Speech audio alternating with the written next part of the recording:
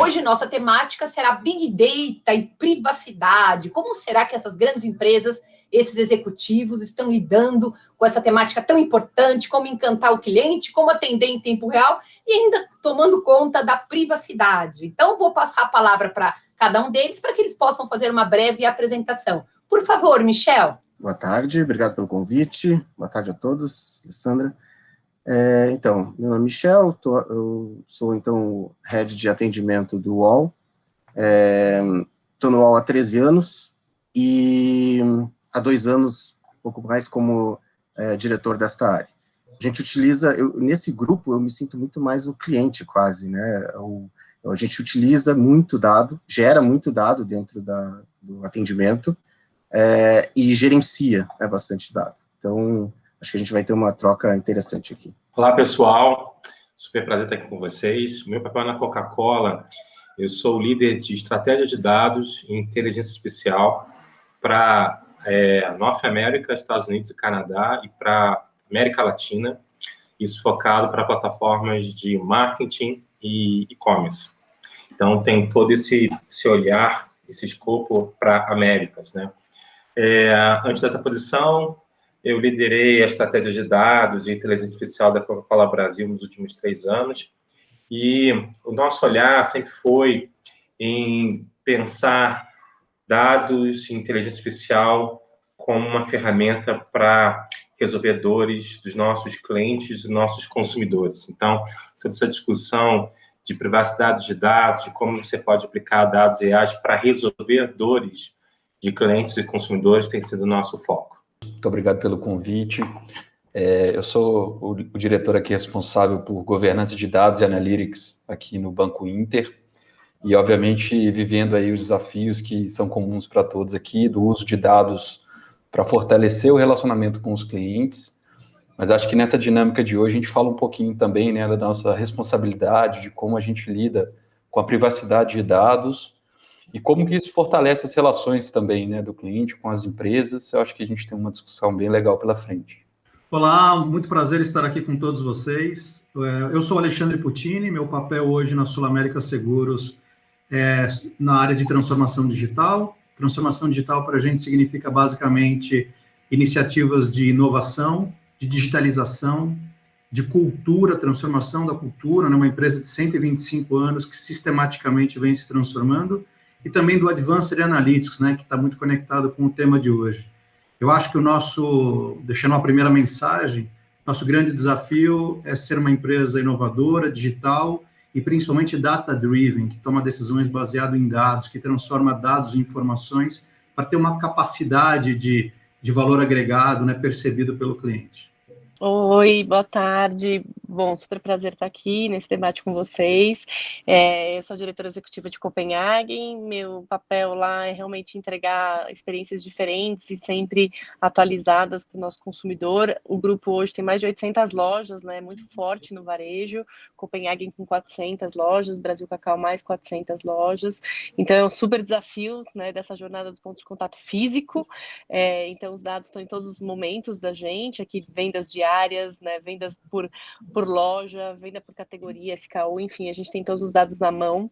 Além disso, melhorar essa jornada também no meio digital, a gente começou mais forte nos últimos 2 anos, né, essa venda também online, e aí os dados também agora permeando nesse canal, de uma forma muito forte, e que através deles a gente está conseguindo muita eficiência também na conversão de vendas, né? Então, acho que a gente vai poder falar um pouquinho disso, claro, sempre cuidando da privacidade dos nossos consumidores, que é primordial. A gente tem mais de 2 milhões de clientes fiéis no nosso programa de relacionamento, que programa de relacionamento hoje realmente é o que a gente mais cuida, né? Acho que todas as principais marcas, quando tem esse tipo de programa, realmente a gente como cuidar desses consumidores e como fazer uma abordagem realmente correta e eficaz para esse consumidor sem ser invasivo. Mas vamos falar um pouquinho hoje sobre isso. Fiéis e felizes, né? Todo mundo merece um chocolatinho sem glúten, sem lactose, com muito glúten, com muita lactose, enfim. É espetacular. Agora vamos falar um pouquinho sobre o Big Data, né? Que chegou, já tem uns 10 anos que o Big Data está trabalhando nas empresas, que são essas tecnologias para capturar, armazenar e processar esse conjunto muito grande de dados. Então, com a chegada do Big Data, todos vocês aproveitaram essa onda, armazenaram dados, geraram modelos e fizeram um entendimento, entenderam esse cliente que compra pelo mundo digital, que compra pelo meio físico e que compra pelo mundo inteiro. Então, tivemos um aprendizado. Aí, na sequência, entrou a lei, né? Agora temos essa lei, que tem que tomar cuidado com privacidade, mas as empresas aprenderam um pouquinho antes e agora temos que mudar para esse novo depois, com muita responsabilidade. Então, eu gostaria de ouvir um pouquinho essas histórias que vocês vão contar sobre a história da empresa data-driven, o que mudou, né? O que favoreceu com esse grande volume de dados que chega em tempo real e quais são os cuidados que vocês tiveram para que a gente consiga fazer tudo com base na privacidade de dados. Então, vamos começar agora pelo Lucas. Por favor, Lucas. Vamos lá, Alessandra. Eu acho que, falando um pouco do Banco Inter, né, o primeiro banco digital aí do Brasil, a gente teve, ao mesmo tempo que a gente teve esse desafio, né, de começar uma jornada nova, uma jornada que ela já nascia digital, né, então a gente já nascia coletando dados de forma estruturada do cliente, desde o momento em que ele acessava o nosso site ou que ele, de fato, fazia o download do nosso app. E, obviamente, isso começou a nos preparar para a nossa jornada de Big Data, né? Então, a gente nasceu assim, né? E a gente começou lá atrás a entender um pouco do desafio dessa jornada, porque a gente tinha todos os dias, né, milhares de clientes aderindo à nossa plataforma, e a gente começou a olhar e pensar assim, olha, cada cliente que entra, e hoje a gente tem mais ou menos 30 e poucos mil novos correntistas, né, na nossa base, cada um tem uma demanda diferente, né? Então, um está buscando um seguro, o outro cliente ele está buscando, né, uma conta corrente, um cartão de crédito, e dentro, no nosso caso, até dentro do marketplace, uma experiência diferente para poder comprar com cashback. Então, a gente começou a juntar esses dados e a gente, nesse primeiro momento, entendeu que a gente precisava dar um caminho diferente, precisava ter onboards diferentes.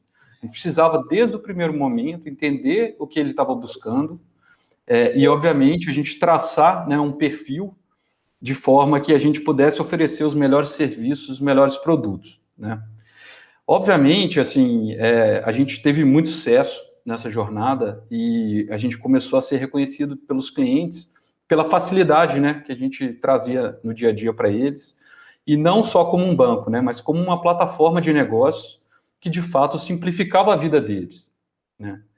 E aí, a gente, obviamente, começou a ouvir dos nossos investidores do mercado, mas por que o Inter, né, ele, de fato, ele se transformou em uma plataforma e ele deixou de, aos olhos do cliente, ser simplesmente um banco, né?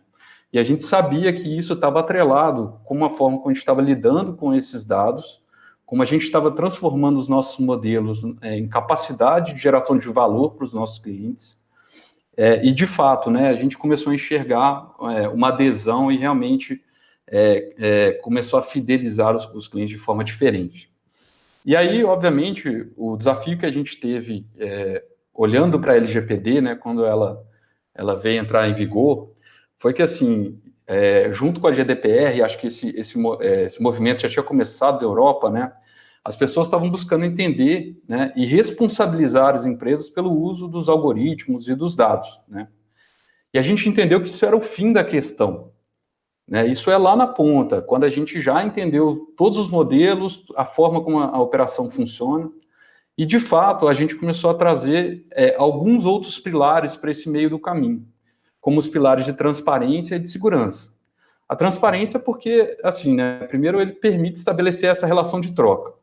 Então, por exemplo, se é importante eu conhecer o meu cliente para eu dar uma melhor taxa de crédito para ele, ou para eu oferecer um produto que seja aderente para a necessidade dele, às vezes a gente precisa perguntar. E quando eu pergunto, eu preciso falar para que eu vou usar o dado e como eu vou usar aquele dado. Então, transparência foi um pilar fundamental dentro do estabelecimento dessa relação com o nosso cliente. Obviamente, não existe, né, relacionamento e não existe cliente se não houver segurança. E esse é um aspecto que poucas empresas ainda estavam preparadas para poder tocar, né, porque a gente pensa em segurança e, de fato, a gente tem hoje uma baixa maturidade, né, ainda das pessoas no entendimento do que representa a segurança cibernética, mas ficou muito claro para a gente que era um pilar elementar, né, era uma condição não negociável de relacionamento com o cliente.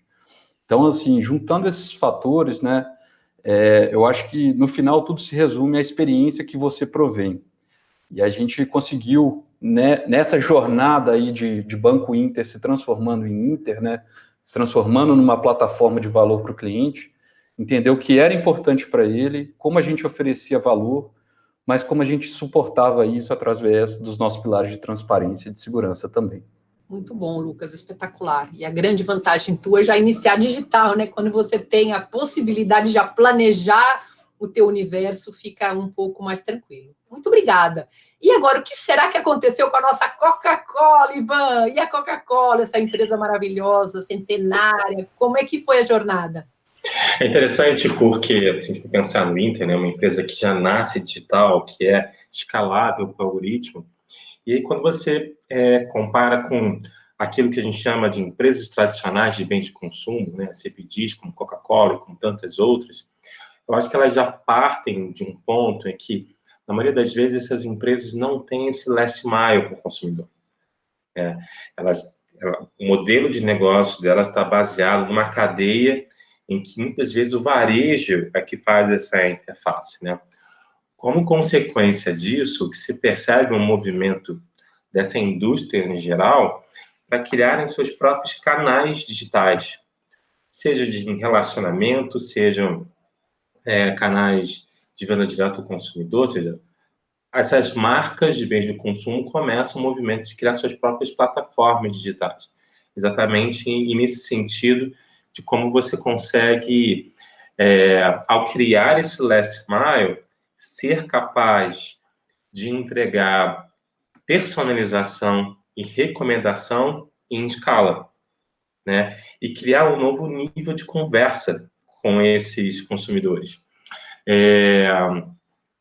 Então, acho que é um movimento da indústria como um todo e é um movimento muito pautado em entender que essas empresas precisam ser cada vez mais consumer-centric, né?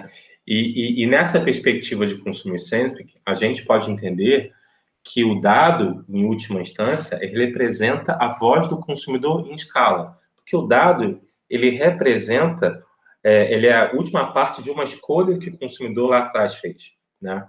Então, acho que, ao contrário das empresas que já nascem digitais, essas empresas que são mais tradicionais estão fazendo um movimento de transformação digital, mas movimento de criarem esse last mile. E, ao fazer esse movimento já nasce com um olhar muito cuidadoso, não só sobre os dados, mas o relacionamento desse consumidor. A gente tem no Brasil, né, a Lei Geral de Proteção de Dados, ela é super importante,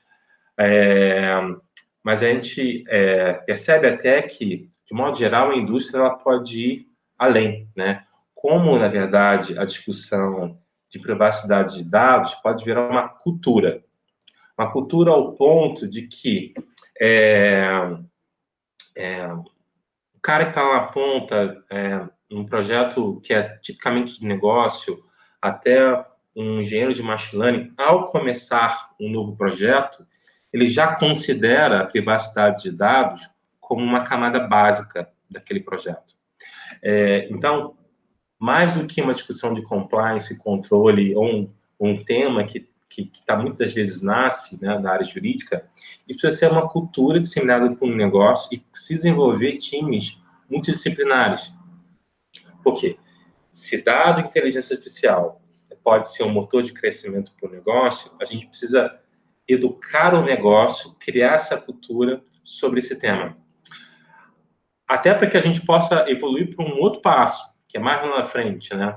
Que envolve mais inteligência artificial. Como é que a gente pode discutir uma perspectiva de um machine learning ético, né? Que, além de cumprir todos os pré-requisitos da lei, ele vai considerar outros aspectos ao pensar no desenvolvimento de um produto de AI para o consumidor. Então, acho que a gente tem essa jornada, né? Que começa, de fato, por atender os requisitos da legislação, que passa por uma discussão de cultura, que se entrelaça com uma visão de negócio e que depois amadurece para que isso seja uma discussão, um valor do negócio. Recentemente, a gente consegue ver que algumas empresas estão fazendo isso. Por exemplo, a Apple começa a fazer publicidades com o tema de privacidade de dados. Então, a Apple está conseguindo transformar o tema de privacidade de dados num valor da marca, num atributo da marca na relação com o consumidor. Eu acho que esse pode ser, assim, o destino que essas empresas de grandes marcas ou empresas de médio consumo pode trilhar. Com certeza, esse é o cenário novo, né? O engenheiro já senta começando a desenhar a primeira camada, que é privacidade de dados. E parece que o Alexandre gostou muito do que você falou, hein? O Alexandre gosta muito de ouvir data-driven, o coração dele ficou assim, ó, gostei. Você poderia continuar, Alexandre, por favor? Não, com certeza. Eu ouvindo o Ivan e o Lucas, né? É simples usar a palavra data-driven, mas é absolutamente nada simples fazer uso de políticas, de boas práticas, de boas recomendações, né? Para ser, de fato, uma empresa data-driven, mas não aos olhos da própria empresa, também aos olhos do consumidor. Aqui na Sul América, a gente tem um desafio muito grande, que é não só administrar bem os dados, porque isso é dado, né? Isso está colocado de uma maneira irrestrita e incondicional, né? O LGPD veio para ser um divisor na história, né? De o antes do LGPD e o depois, ele potencializa o quanto segurança da informação é importante e tem que escalar, porque cada vez mais as empresas são digitais, né? Tem as nativas e tem, como o Ivan bem colocou aqui no caso da Coca, que é um caso muito similar à Sul América, 2 empresas centenárias que não nasceram digitalmente. Mas então a nossa proposta é como é que eu convenço a ter acesso aos dados e com todas as restrições devidas para que esse dado se transforme em informação e, uma vez transformado em informação, haja um encantamento, um efeito surpresa, um diferencial para aquele cliente, que aí sim é o trade-off mais lindo que existe, né? Ele concede o direito de acessar o dado dele, se transforma numa informação, ele vê benefício nisso. Então, pegando o nosso posicionamento, a Sul América se posiciona como uma gestora integral de saúde, cuida da saúde física, emocional e financeira das pessoas. Então, ter o dado dentro de casa, um dado cadastral, um dado de acordo com as nossas políticas comerciais, as nossas políticas de produtos e serviços, é uma coisa. Agora, ter o dado com esse valor de marca percebido, onde as pessoas percebem que a Sul América cuida da saúde integral delas, e para isso, dado é uma riqueza muito importante, é o que a gente tem como desafio de me deixe usar os seus dados para esse propósito, com essa finalidade, para esse seu benefício. Então, no final do dia, o que a gente está dizendo é, ser data-driven, ok, mas o que é ser data-driven? Para nós, eu chamo de alquimia, né? Como é que a gente consegue fazer essa transformação, mas percebida? Então, aqui tem cultura de medição, cultura de políticas, cultura de aplicação, cultura de acesso, muita governança. Então, se não medirmos, como é que a gente sabe se está dando certo aquele avanço, aquela iniciativa, aquele investimento? Então, ser data-driven é medir, é coletar as informações e tomar decisão baseado nessa informação. Menos em hierarquia, menos em organização das empresas, mas muito mais em fatos. Então, aqui na transformação digital, como eu me apresentei no início, as nossas decisões em todas as iniciativas digitais de inovação, de Advanced Analytics, elas são de fato baseadas em dados. Então, há discussões, e as discussões que nos fazem crescer.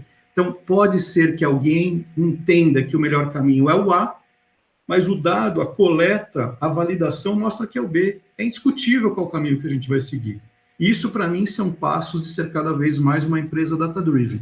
Então, só para enfatizar e terminar aqui minha primeira fala, eu acho que é bastante difícil dizer, eu peguei o comentário do Ivan, bem legal da Apple, tem o Itaú também fazendo bastante uso da segurança da informação, né? Eu também acho que aqui tem uma medição bastante interessante do quanto é ser seguro, né? Nós aqui achamos que as boas práticas e as melhores práticas de segurança nos dão esse elemento de segurança, mas todos os dias existem ações para estar cada vez mais seguros. Então, é um processo quase que sem fim, né, que todo dia há investimento de tempo, dinheiro e dedicação das pessoas. Com certeza, Alexandre. É uma jornada, como você bem colocou, né? Uma Total. jornada de dados e ela não termina. Agora vamos pegar a opinião do nosso colega Michel. Como que a UOL está encarando esse desafio? No UOL, a gente tem também essa característica, né, de ser nascido digital. A gente comemora amanhã, dia 28 de abril, 25 anos de UOL, e nascemos digital. Então, para a gente, a questão específica do dado sempre foi, como o Ivan comentou, né, na questão da cultura, nós sempre tivemos a cultura do cuidado com o dado, da privacidade, do acesso. Então, internamente, é muito distribuído isso, todos entendem e trabalham com esse princípio. Em cada projeto, em cada ação, mesmo nas ações rotineiras no nosso atendimento, na central, o tempo todo a gente está preocupado com a questão do dado do cliente, né, das informações dos nossos clientes. E aí, quando a LGPD começou a aparecer, ainda 2 anos atrás, mais fortemente, né, no ano passado, e vai adiantar, não vai adiantar, dentro do UOL, então a gente montou um comitê de LGPD que inclui a mais alta direção do UOL, e regularmente esse comitê trata de N pontos que a gente tem, dos cuidados que a gente precisa ter e dos ajustes que precisam ser feitos para se adequar totalmente, né? E é curioso porque, de novo, como nós sempre tivemos muita preocupação com o dado do cliente, sempre, com a privacidade, com o cuidado, como tratamos os dados. Ainda assim, a LGPD, ela traz uma série de desafios, né? Internos e externos, e na relação com o cliente, na forma como o cliente pode, por exemplo, solicitar acesso aos seus dados. E algumas coisas precisam, inclusive, ser ainda melhor desenhadas, né? Porque, por exemplo, mesmo o não cliente, ele pode ligar para mim, no UOL, e perguntar, quais dados meus estão aí? E aí eu, potencialmente, posso ter de atender a todo o país. O UOL é uma empresa, totalmente brasileira, né? 100% brasileira, mas se a gente extrapolar, a gente pode, qualquer um, tem que atender qualquer um, e a qualquer um a gente tem que ser capaz de dizer, não tenho nenhum dado seu, ou os seus dados que eu tenho são estes, e eu posso ter que entregar a ele, né, enfim, a gente já tem esse processo, então o cliente pode me pedir os dados, ele pode me pedir bom, legal que você tenha esses dados, não quero que tenha mais, e aí a gente precisa entregar o esquecimento. Então, assim, a gente tem uma série de dificuldades, dificuldades não diria, mas de desafios. A gente tem muitos desafios. E a gente tem tratado deles, isso a nível companhia. Quando a gente desce para o call center, né, para o atendimento especificamente, a gente tem os nossos próprios desafios no uso do dado. Então, a gente faz um uso intensivo de dado de cada cliente, né, individual, mas no sentido de tentar entregar para ele, primeiro de buscar individualidade, de conseguir identificar o meu cliente o mais rápido possível dentro da trajetória de atendimento. Antes mesmo de eu dar um primeiro oi para ele, eu procuro identificá-lo ainda na URA, né, ou ainda no AV, no chat, identificá-lo de forma unívoca, saber quem é, e identificar, se possível, para qual produto ele precisa de algum atendimento. No UOL, a gente tem hoje mais de 50 produtos. A gente tem produtos de entretenimento, produtos de conteúdo, mas a gente tem produtos de produtividade, produtos de e-commerce, de divulgação. Então, a gente tem muitos clientes, muitos perfis de clientes, né, passíveis de serem atendidos. E muitos desses clientes, inclusive, eles estão em 2, 3 desses perfis ao mesmo tempo.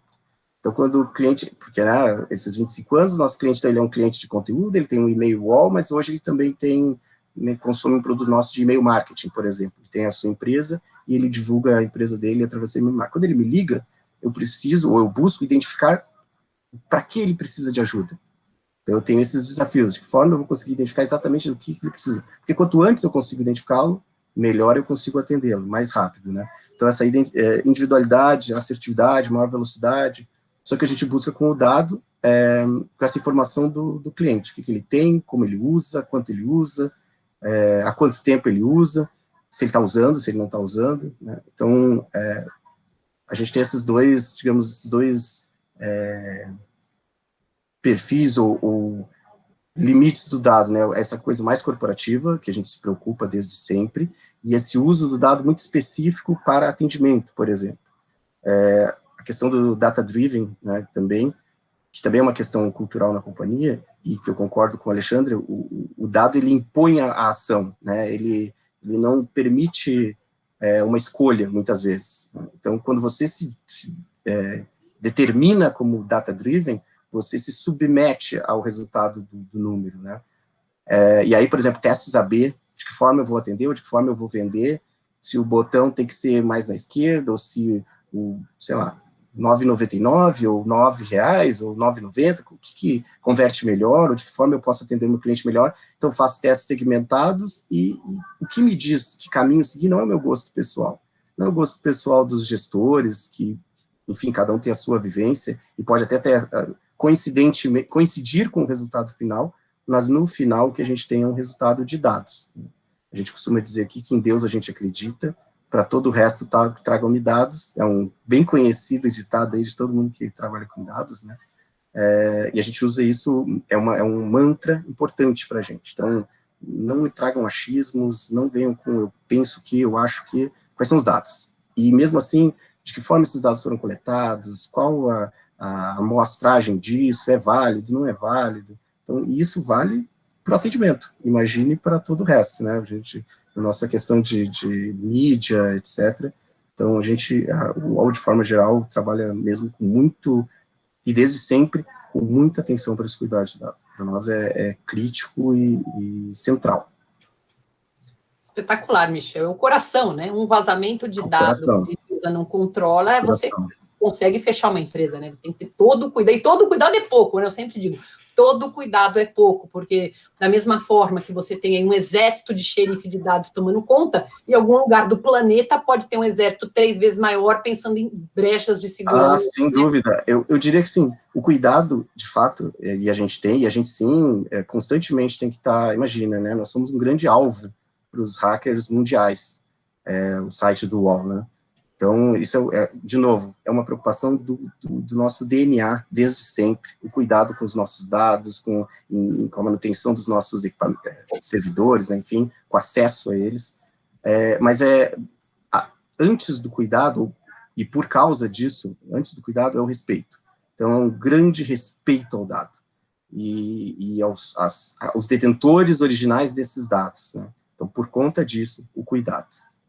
Obrigada, Michel. Agora vamos adoçar o nosso bate-papo. Marici, como anda a nossa... Oi.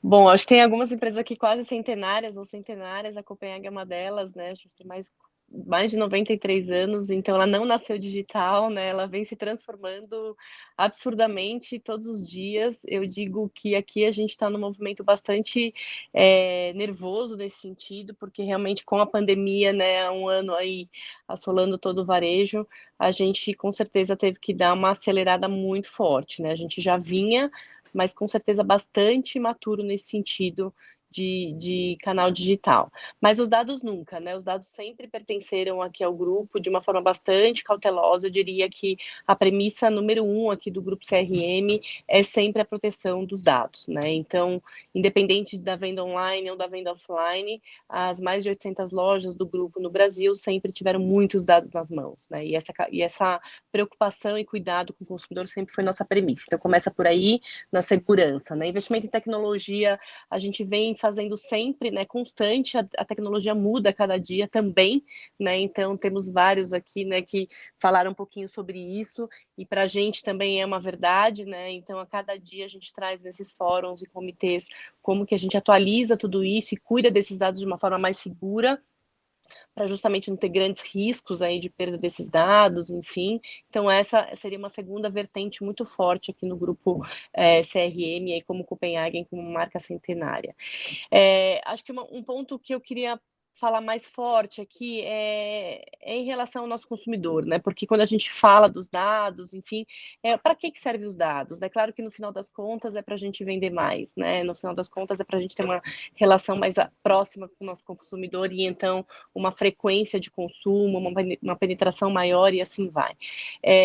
A gente, através desses dados, a gente vem abrindo novos canais, novas formas de comunicação com esse consumidor, né? Então vai desde a mídia. Qual é a melhor mídia? Para quem? Por quê? Né? Então, a gente vem fazendo bastante esse exercício de reflexão e de adequação dessas mídias, né? Então, isso vem fazendo parte das nossas discussões de board, de como que a gente comunica.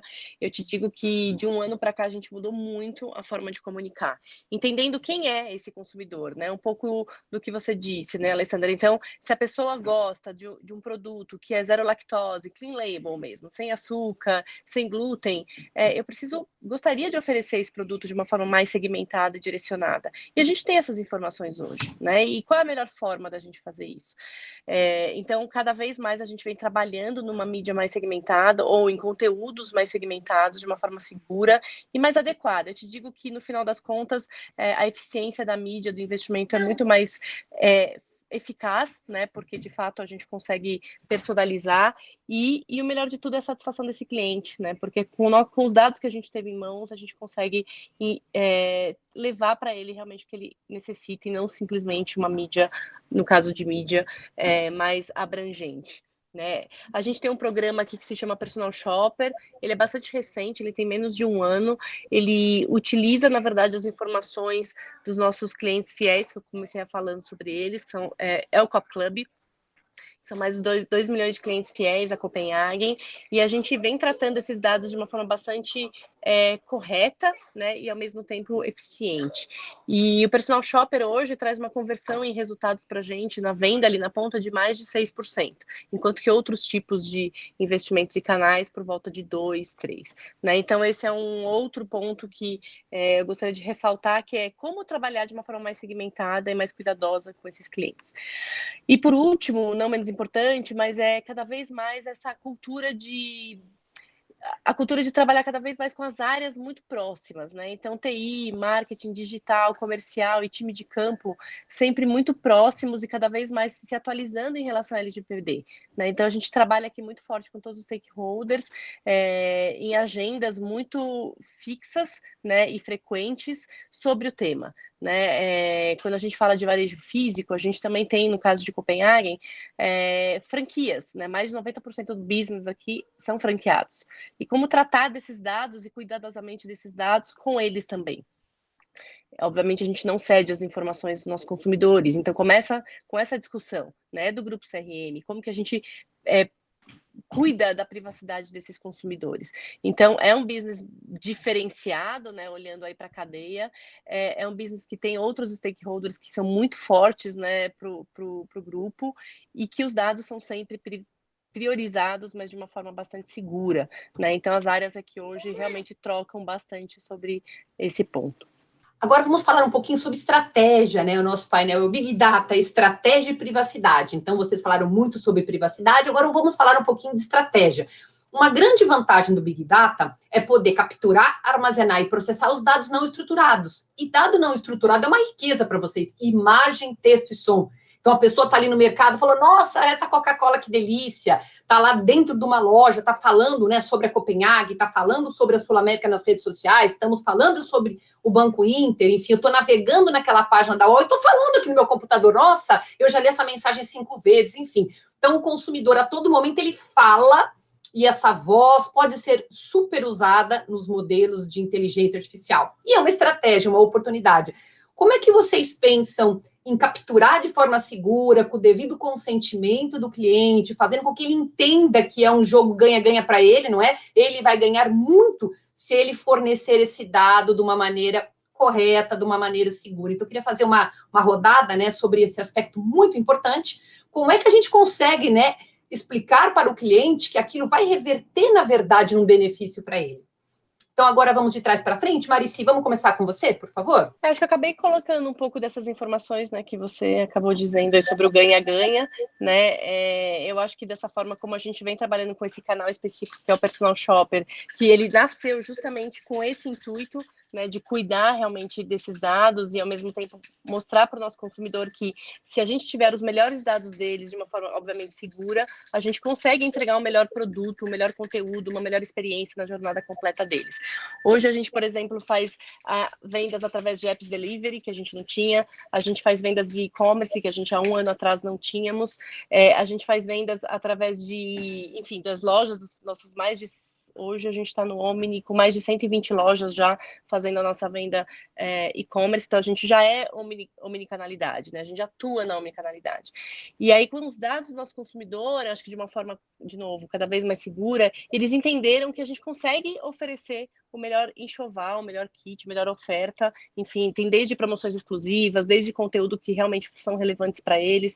A premissa de Copenhagen é sempre entregar uma experiência extraordinária, né? Então vem muito disso, dessa relação com o consumidor muito próximo e que a gente vê a cada dia esse consumidor muito satisfeito com Copenhagen. Então, esse programa eu destacaria aqui como um ganha-ganha muito eficaz, que, de novo, a gente está num processo de aprendizagem, está bastante intenso, né, nesses últimos meses, e a cada dia, os dados são utilizados a cada dia num fórum apartado aqui que a gente tem só para analisar personal shopper, e onde a gente entende qual é a quantidade de mensagens enviadas, disponibilizadas, qual é a taxa de envio adequada, que tipo de conteúdo, a gente faz muito teste AB para entender que tipo de conteúdo é adequado para aquele tipo de consumidor, e na hora que a gente percebe que realmente essas informações, e a gente divide aqui internamente, são as mais adequadas, a gente com certeza consegue rolloutar e ter uma eficiência melhor, e o consumidor percebe, tá? A gente tem pesquisas também de consumidores que cada vez mais são online, né, as pesquisas que a gente vem fazendo, junto com nossos parceiros de comunicação, mostram cada vez mais um reconhecimento do nosso consumidor, né, através desses conteúdos, né? Então, entendendo que a mensagem é mais adequada, que a venda proposta, sugerida é mais adequada, e com isso a gente tem um resultado melhor. E você, Alexandre, como é que a gente captura o que o cliente está falando? O cliente quer, ele precisa de um seguro, ele está dizendo, ele precisa de ajuda. Como é que a Sul América pode entender onde é que está esse cliente que fala que ele quer e chegar de uma maneira suave, não é? E ele fique super feliz, engajando ele. Não, legal. Eu falei na minha primeira fala aqui de nosso posicionamento de marca, né? Ser uma empresa percebida como gestor integral da saúde das pessoas. Então, para cuidar da saúde física, emocional e financeira, concordam que não basta eu ter o dado, né? É o trade-off que eu comentei anteriormente, né? Esse dado ele precisa se transformar numa informação percebida pelo cliente, para que o cliente veja que faz sentido ele conceder o acesso ao dado para que esse dado volte em benefício para ele. Então, falando do nosso propósito, né, melhorar a vida das pessoas, dando apoio e segurança em cada momento e decisão. Como é que a gente consegue executar esse propósito se a gente não tiver informação do contexto, da necessidade? Então, para tangibilizar o que eu estou dizendo, uma das nossas principais estratégias de empresa é o cuidado coordenado de saúde. Então, basicamente, significa que estamos menos preocupados em gerir o uso, né, em se preocupar com o sinistro, aquela conta que volta para a seguradora, mas muito mais em como a gente entrega bem-estar e um roteiro para o cliente para que ele se sinta protegido, para que a gente possa, através de modelos, algoritmos matemáticos, entender qual é a probabilidade dessa pessoa ter uma doença crônica, por exemplo. Como empresa, como é que a gente pode se antecipar a isso, colocando esse cliente numa linha de cuidado, numa linha de prevenção, dentro de um dos nossos programas de saúde? Então, aqui tem a nossa devolutiva, né? Então, me deixe ter acesso aos dados para que eu possa converter isso numa informação de muito valor para você. A gente está falando da variável mais importante, que é a vida, é a saúde. Então, eu acho que o nosso posicionamento fala muito disso, né? E eu falei do cuidado coordenado, que não basta ter o acesso a uma determinada informação. A gente falou de jornada há pouco, né? Quando no meu comentário, a Alessandra falou de jornada, fim a fim. É bem isso que é o nosso posicionamento. Quando eu falo de cuidado coordenado, significa não ter o acesso apenas àquele consumo, àquele serviço. É como, através daquele serviço, por exemplo, um atendimento na tela, como é que a gente pode entender que o próximo passo é o ingresso num dos programas, por exemplo, do idoso bem cuidado, né? Sendo que esse é o contexto. E ali ter uma condição de prestação de serviço, de apoio, de suporte muito mais adequada, porque nós entendemos que para aquela pessoa esse é o programa de saúde mais adequado. Então, veja, não, é menos de pluralidade e mais de individualizar, né? Tratar aquele indivíduo como ele é, diferente dos outros. Então, em termos de estratégia, falando do nosso posicionamento de marca, o nosso propósito, e citando esse exemplo do cuidado coordenado, eu acho que a grande bandeira de perceber a SulAmérica como empresa que está solicitando o consentimento, mas para algo bem importante para a vida das pessoas. Eu queria deixar um último dado aqui nessa nossa iniciativa, né? Essa nossa jornada. Eu falei muito de data-driven, indicadores, né? Falei um pouquinho de OKRs. Nossa solicitação de consentimento, por exemplo, para essa finalidade, é de 94% de positivo. Ou seja, entendemos que a maneira como a gente se posiciona e oferece para o cliente o porquê que a gente está pedindo consentimento, os dados nos dizem que esse é um caminho que tem sido positivo e para a gente escalar nesse caminho. Muito bom, Alexandre. E além disso, você tem uma grande vantagem, como a Marici também e a Coca-Cola, que vocês podem usar também o legítimo interesse, que é uma base legal, né? Eu queria muito manhã benta. A pessoa falou isso pronto, ela quer manhã benta, tá falando comigo. Então, é um legítimo interesse que eu vou fazer um pop-up e eu vou ofertar. É espetacular. Você vai usar a tua jornada de dados aí. Gostei dessa política que você falou do idoso. Você percebeu que é um idoso, então você tem um legítimo interesse de cuidar e você vai entrando numa base legal até conseguir o consentimento dele. É espetacular.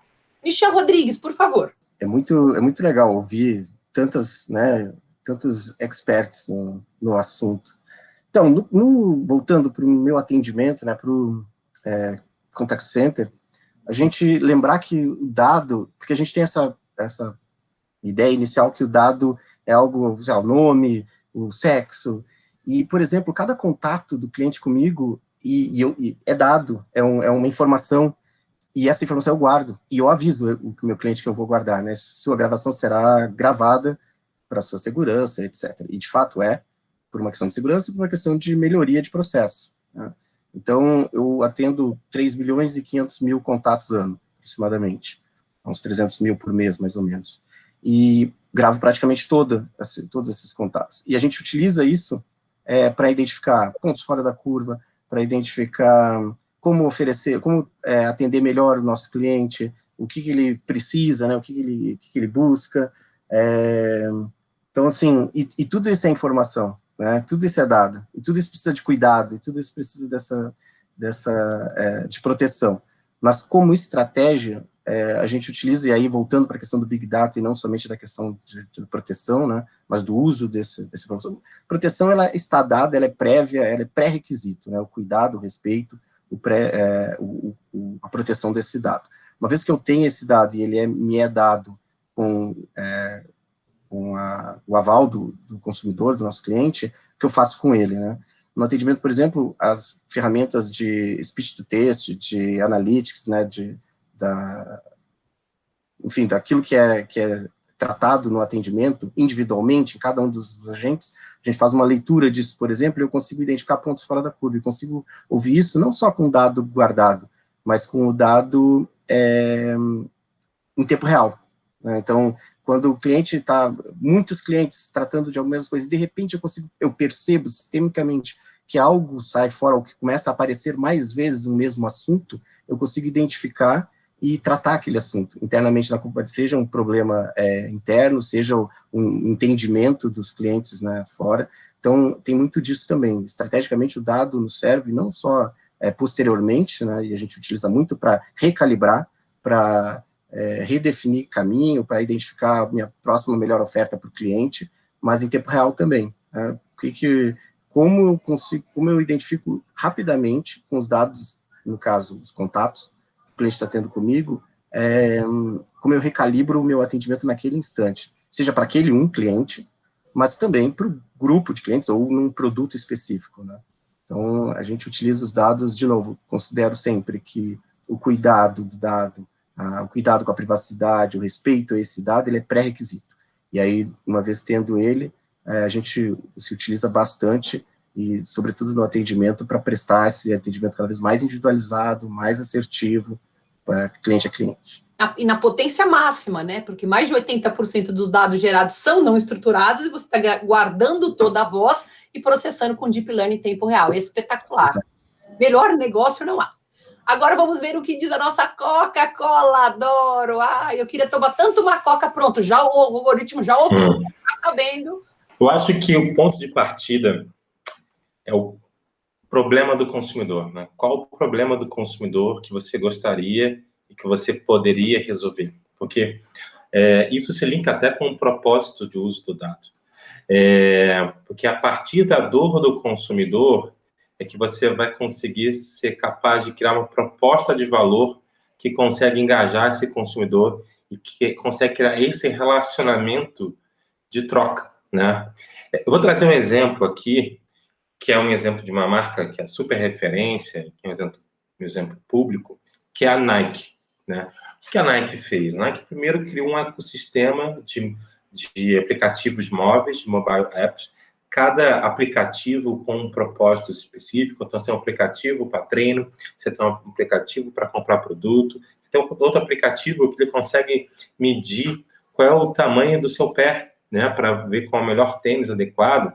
E através desse ecossistema de aplicativos, cada um posicionado para um determinado problema daquele consumidor, ela conseguiu criar um ambiente onde o consumidor entra nesses aplicativos para resolver um problema específico, recebe um serviço como retorno e, para habilitar aquele serviço, ele concede o dado dele. É uma relação clara em que o consumidor tem transparência de que esse serviço resolve um problema, resolve uma dor que eu tenho. Para habilitar esse serviço, considera uma troca justa eu dar o compartilhamento do meu dado.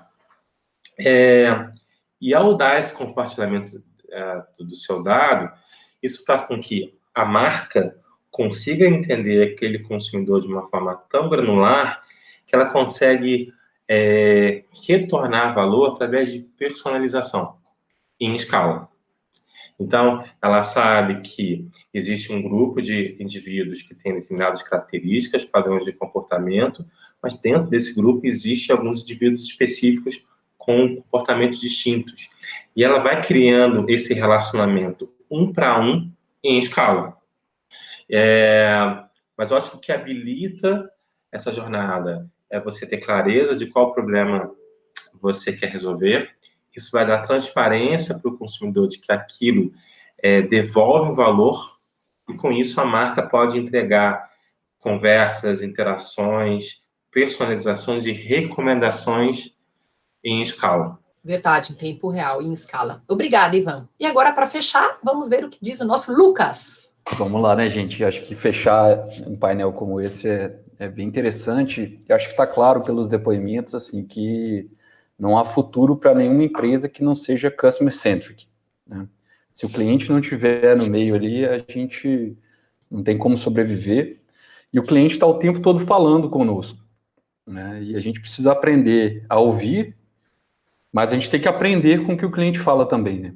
Então, acho que o grande desafio, quando a gente fala dos novos modelos, de deep learning, de inteligência artificial, é como não apenas a gente captura esses dados. Então, por exemplo, aqui no Inter a gente tem clientes que são muito ativos na rede social, né? Então, você faz análise de sentimento para entender como é que determinado tema está afetando, né, os clientes, como é que eles se sentem em relação àquilo. Isso é aprender com dados, né? E eu acho que isso é o desafio atual de cada uma das empresas, que é entender sobre diversos temas, né, como o cliente está se comportando. Obviamente, assim, os dados estruturados também, eles mudaram de patamar, né? Antigamente, a gente trabalhava com dados estruturados pensando em dados de um cadastro único, dados ali mais básicos, né, de cada cliente. Mas se a gente for ver, por exemplo, em cada clique que o cliente dá, a gente consegue, né, capturar a anatomia daquilo ali, né? Então, seja o horário que ele está acessando um determinado tema, seja a forma como ele navega dentro do seu aplicativo, seja os itens de interesse dele, tudo isso, né, a anatomia desse clique, ele faz muito sentido, né? Acho que a Marici falou um pouquinho, né, da jornada aí da Copenhague. Acho que a transformação digital aí, fortalecida, né, infelizmente pela pandemia, ela trouxe para a gente, né, a capacidade de ter esse entendimento sobre esse clique do cliente. E, obviamente, aí também, como disse o Ivan, né, pensar um a um para os clientes em modelos de escala, né? Acho que é o grande desafio aqui de todos nós, é transformar essa personalização em larga escala, né? Então, para o Inter, que temos 10 milhões de correntistas, obviamente temos modelos estatísticos, estamos aprendendo com cada um desses clientes, mas a gente precisa saber como aplicar, né? A gente não pode correr o risco, por exemplo, de ter uma discriminação algorítmica também, que eu acho que é um dos desafios mais interessantes que a LGPD, aí, fortalecida pela visão da GDPR, traz para a gente. A gente já está ganhando, né? A gente já está transformando o futuro das nossas empresas com esses dados, o futuro dos nossos clientes. Como que a gente usa esses dados para o bem, né? Eu acho que mais forte do que saber como usar, a gente usar para um benefício, né, para a sociedade, obviamente saber impactar a vida das pessoas de forma correta, simplificar a vida delas. E aí o Alexandre falou um pouco, né, de como ele trata o público idoso, né, com um atendimento. A gente já vê, por exemplo, o Banco Central com uma agenda super forte aqui, falando de público vulnerável, como que a gente evita, por exemplo, usando todos esses dados que a gente tem, evita o superendividamento, né, de algum dos nossos clientes, ou seja, eu sei que ele tem um perfil de endividamento, o que é que eu vou oferecer para ele um produto que só vai jogar ele mais para baixo dentro do pulso? Ao mesmo tempo, como eu não deixo de dar, né, crédito para essas pessoas que precisam? Então, eu acho que a sociedade como um todo, ela começou a olhar para os dados como uma forma realmente de transformar, né, a forma como a gente interage, empresa e clientes, trazendo essa responsabilização. E eu acho que a gente está num caminho aí muito saudável e a gente vai ver grandes ganhos aí para a sociedade como um todo, tá? Espetacular, Lucas. Fechou com chave de ouro, que é a sociedade 5.0, como usar o Big Data e a inteligência artificial para o ser humano ter uma vida melhor. Chegamos ao fim do nosso debate. Eu gostaria de agradecer muito a participação de todos. Não foi um debate, foi uma aula, né? Foi uma aula, foi muito gostoso. Michel, Ivan, Lucas, Alexandre, Marici. Muito obrigada pela participação de todos.